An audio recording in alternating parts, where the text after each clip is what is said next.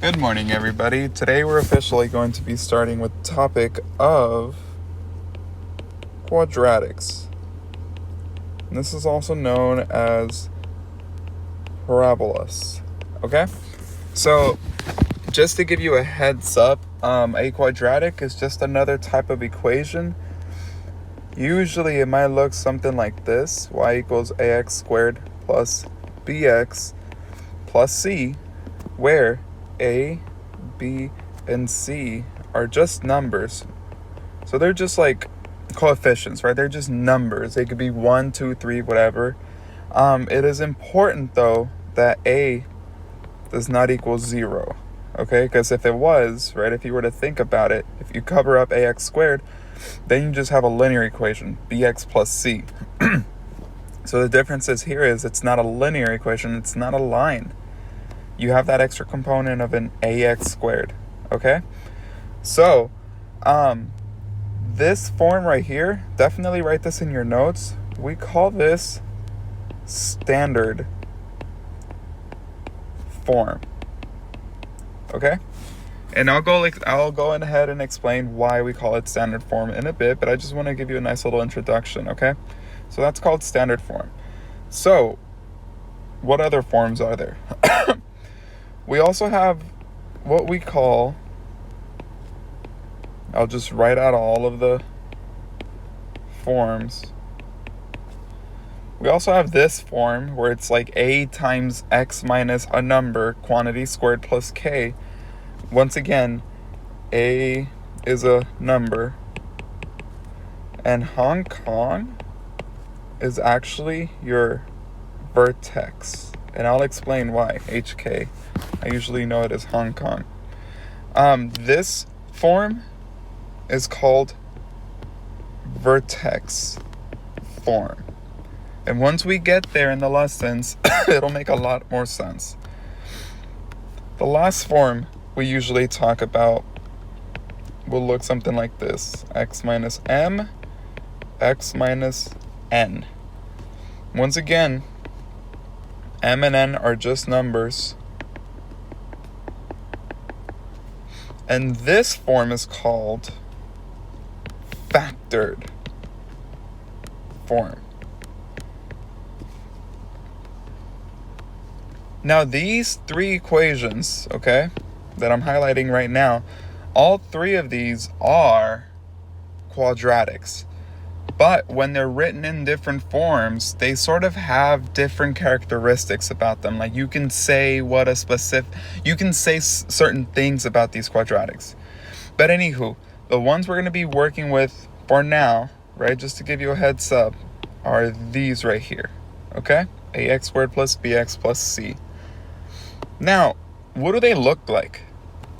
So, if we have a graph, right, look something like that. Let me just draw two of these because I want to compare, okay? A linear equation would look something like this, right? It's a line. I mean, the word line is in there. And if you speak Spanish, línea, that's a linear equation. And they'll look something like this: y equals 3x plus 1. A quadratic, watch this, it looks like a U. Okay? This is a quadratic, or a parabola. And the equation might look something like y equals 3x squared minus 4x plus 3. Notice how a quadratic looks like a U, right? And some of you might be wondering, can it also go downwards? Can it look like something like this? Absolutely. That's also a quadratic. You might start noticing, hey, there seems to be some sort of symmetry going on towards the middle. Right, sort of like a reflection of one part of the graph. And you're absolutely right. Quadratics have a special line of symmetry right down the middle.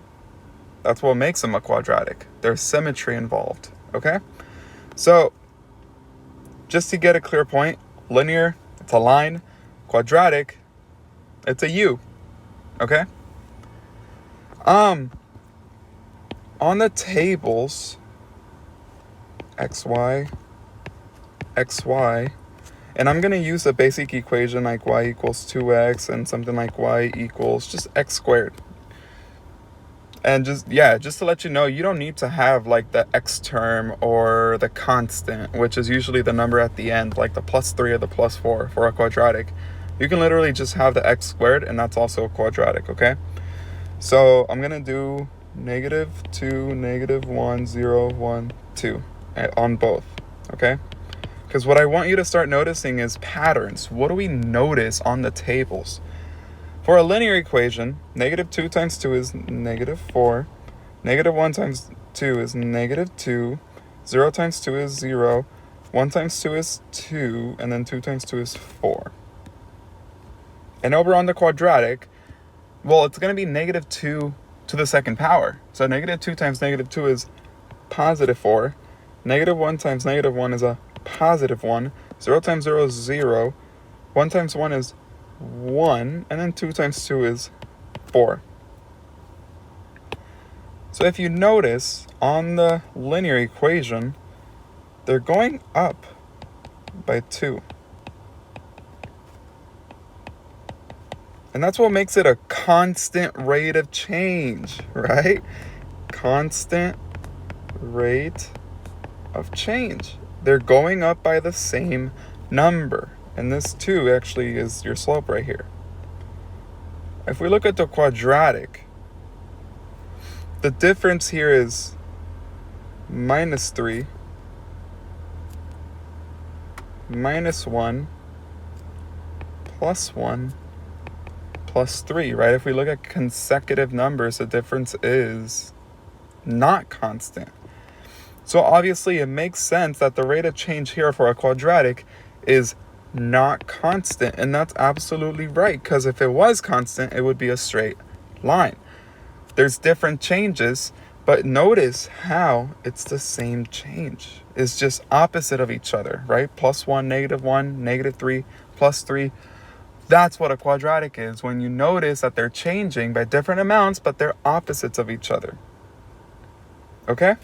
That's how you can determine a quadratic from a table, just looking at how much the values are changing by. And the main difference is, in a quadratic equation, you need to have at least an x squared term. Okay? You can have the x, you can have the number, but as long as you have an x squared, it's a quadratic. In a linear equation, all you need is the x term, right? You don't even need the constant.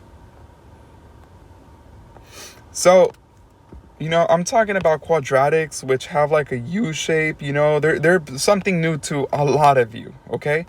So you might be wondering, okay, well, what thing in real life it looks like a quadratic? And there's many examples, okay? Real life examples. This stuff you definitely want to be writing down in your notebooks, because you're going to be assessed on it on the algebra compression test, okay? So a real life example could be, for those of you who play like baseball, a home run. When the batter hits the ball, woo, right? And then it does this. That's a parabola. Okay? A home run travels in a parabolic motion. If you've ever thrown something up in the air, like a water balloon, throw a water balloon. Suppose this is you and this is your friend over here, hella far away. You're not going to throw it like a straight line, because you know that's not possible. It's going to go like this, right? It falls down. So what a lot of people tend to do is they try to throw it like this, right? Where it curves. That's a parabola. The gravity, right? The Earth's gravity is literally pushing the object to go towards the ground. So you use energy right here to push it up. It reaches a maximum. That's called the vertex. Right, it's the highest point. Sorry, I forgot to mention it over here. It's the highest point. You throw it with energy, It goes up to the highest point and then it starts to fall down and then it hits your target. When you play golf, right? You ever seen a golf person, right? They're like here and they're like, it does that. And then there's a hole in one, right? That's your vertex. That's a parabola. And for those of you who play basketball, I know some of you play basketball. When you shoot the ball, come on. When you shoot the ball, whoop, right? It only does this because that's the hoop. But you get the idea. Like, that's the vertex, by the way. Like, you got players like Curry and Thompson who could straight up just close their eyes and shoot threes. I mean, but that's because they already know how much to push the ball and all that stuff. But when you shoot a three-pointer or a two-pointer or a free throw, all of those are parabolas. The motion of the ball. Okay? All of these are examples of things that travel in a parabolic motion. But that's just a quick introduction as to what quadratics are. There's so much to learn about quadratics. But, these videos, I'm going to try to make them short and sweet. I'm not going to try to talk as much so that you can understand what the main what the main idea is. And so you can go ahead and, do the work and learn the skill. Write these notes down in your notebooks, okay? This, you can just title it as Introduction to Parabolas, okay? Or Quadratics. Intro to Quadratics and Parabolas. But nonetheless, I'll be making a lot more of these, and I'm just going to post them up all at once so that for those of you who are on